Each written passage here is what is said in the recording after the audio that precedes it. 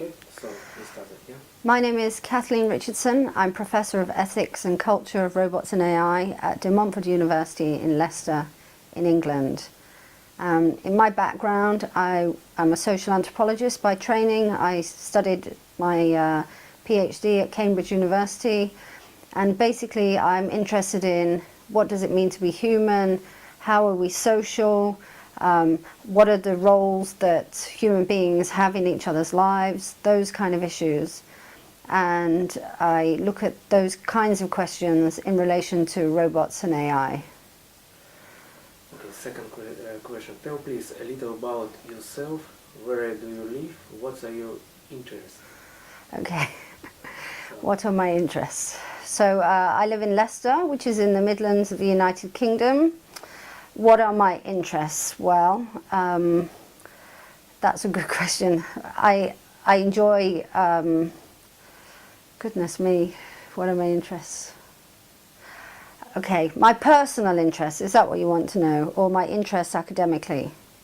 It's up to you. So. Okay, so my interests in my research are really about questions about being human and about resistance, really, about slavery, about anti-slavery, because we live in economic systems that, if you like, think about people in the same way they think about commercial products.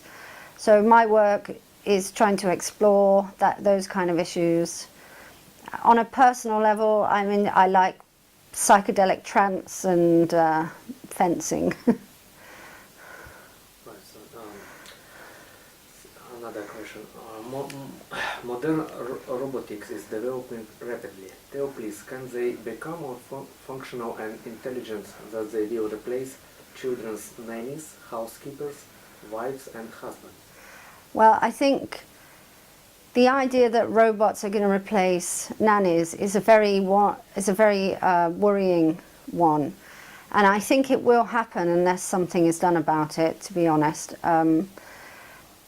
You see, what happened, so I got interested in this topic around 2001, and I noticed then that they were developing these robots that you would develop friendships with. That was their idea, that these robots you could develop friendships with. Now, my memories about robots when I was growing up were of robots in factories, space robots, or domestic robots. And you know, the idea of a domestic robot, you'd have it around the home and it'd do your work. And then all of a sudden, I was meeting all these robotic scientists in the United States, and they were saying, we're not creating robots to do your work, we're creating robots to be your friend. So that's when it began for me, really looking at this issue. So over the last 17 years, I've really seen how this field has grown and developed. And so what happened initially was there was, you know, there was an idea that these robots might help people who are lonely, particularly the elderly. So they were a target group. So all these roboticists came along and said, look, there's this elderly problem of elderly loneliness. We'll address this problem by giving elderly people robots. And then the second group that came along was children with autism. They said, well, these children have difficulty socially interacting, so we'll develop robots for them to be socially interactive and as companions. And then this group just seemed to get larger and larger, and more subgroups were added. So it was people with disabilities who might not be able to make friendships, Alzheimer's patients who might need help remembering. And now we're talking about sex robots, which are designed to address adult male loneliness. And like you said, the issue of robot nannies will come increasingly into the frame. So if you think about it, our intimate relationships, we've always known that we use tools and we use machines in the work that we do. But when it comes to our interpersonal relationships, we didn't really think machines were as good as human beings. You know, we preferred human beings to be our friends and our companions and to be our nurses and our therapists. But we seem to be moving away from that idea that humans are the only one that can perform those roles in our lives. But I would issue caution there, because just because someone is coming along and saying a machine can do something doesn't necessarily mean it will do the thing that it's intending. And also, I think we know enough about what's happened with technology in people, that we know that if you introduce more technology into people's lives and you disconnect them from their local communities, that increases human isolation. So I think what we're going to see is we're going to see a lot of people over the next 10, 20 years talking about how machines can play more and more these intimate roles in our lives. And I think simultaneously and running in parallel, we're going to see ever increasing human isolation. So another question. Can I move my arms? Is it all right? Or do you want me to whistle? Yeah, maybe you can. Now you can. Maybe, I'll keep them still. I'll keep them still. Yeah, that means that. Yeah, you can. When you speak, you can maybe look at me directly. Look at you. Yeah, Okay. maybe that's it. Okay, another question. Is it real? Are there any example already? And why is the robot wife, robot husband more interesting or uninteresting than a real person, in your opinion? I don't think there are any such things as robot husbands or robot wives. What there are dolls normally, and people making claims about the dolls being a wife or a husband. Marriage is a funny thing, you know. Marriage is primarily about humans, human societies. For example, animals don't get married, do they? Bees don't get married to each other. Dogs don't get married to each other. It's a very human cultural construction, marriage. But marriage has always rested on the idea of reciprocity. Well, some forms of marriage. Obviously, there are some forms of marriage where the woman is a form of property. But the good marriage should be a reciprocal relationship, a mutual relationship between man and woman, and they come together and they produce children together, and they are part of a family. I mean, that kind of idea of interrelatedness is very important in marriage.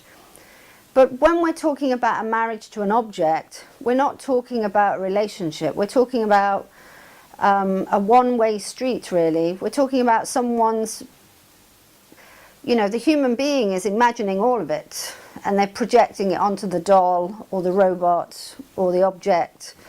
The object itself is not having any experience. They're not alive. They're not feeling anything.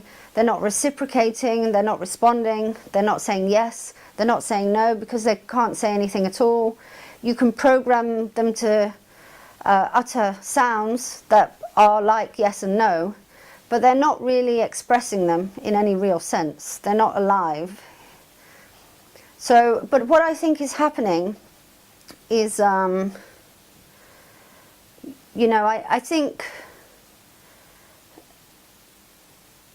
think there is something more problematic at work, because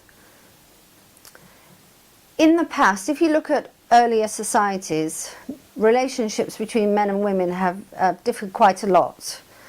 And in the modern era, men had quite a lot of power over women and remained married to men for life.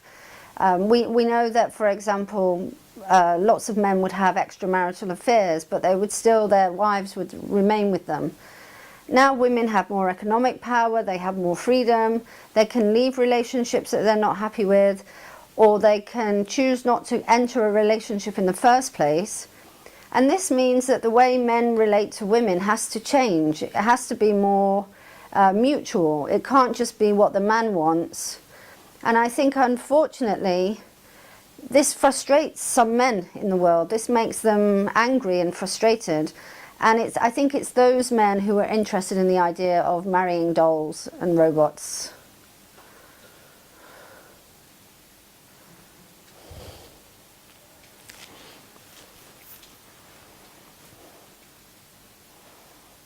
Okay, another question.